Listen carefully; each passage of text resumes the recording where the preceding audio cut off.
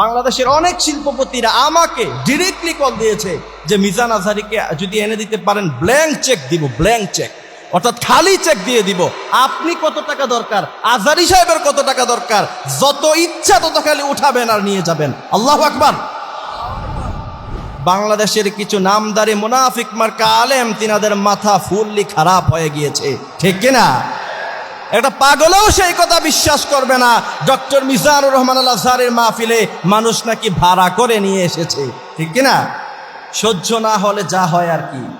আজ থেকে 5 বছর আগের কথা বলছি, তখন আমি HM জুবায়ের ওয়াজের ময়দানে টোটালি নাই। আমি তখন কুমিল্লা এক মাদ্রাসায় পড়াশোনা করি, আমার পরীক্ষা ছিল সেদিন।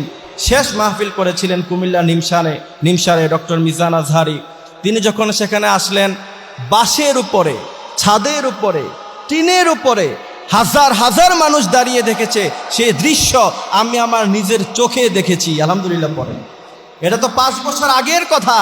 আর এই 5 বছরে সারা বাংলাদেশের মানুষ তাকে ইসলামের জন্য, কোরআনের জন্য, এবং আমরা মনে করছি আল্লামা সাঈদী সাহেবের জায়গা শূন্য হয়েছে।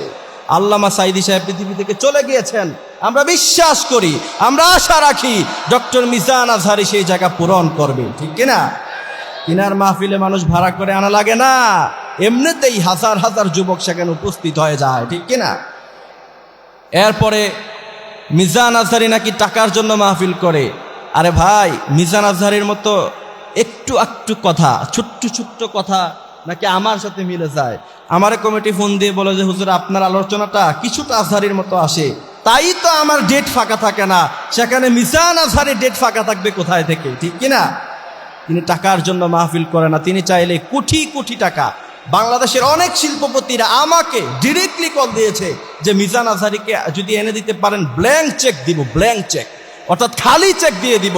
আপনি কত টাকা দরকার, আজহারী সাহেবের কত টাকা দরকার, যত ইচ্ছা তত খালি উঠাবেন আর নিয়ে যাবেন। আল্লাহু আকবার। তিনি ইসলামের জন্য কথা বলেন, টাকার জন্য নয়।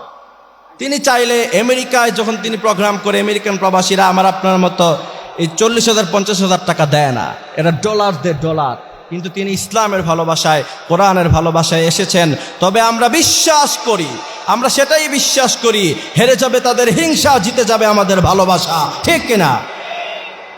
এজন্য প্রিয় ভাইরা আমার, আমরা প্রথম নাম্বার কোয়ালিটির কথা শুনছিলাম। 7টি কোয়ালিটির মধ্য থেকে প্রথম নাম্বার কোয়ালিটি হলো আল্লাযীনা হুম ফি সালাতিহিম খাশিউন, যারা খুশু খুজুরের সাথে সালাত আদায় করবে, আল্লাহ পাক তাদেরকে বিনা হিসাবে জান্নাতের মালিক বানায় দিবেন। এবার চলেন দ্বিতীয় নাম্বার কোয়ালিটি। রব্বুল আলামিন বলেন ওয়াল্লাযীনা হুম আনিল লাগwi মুরিদুন,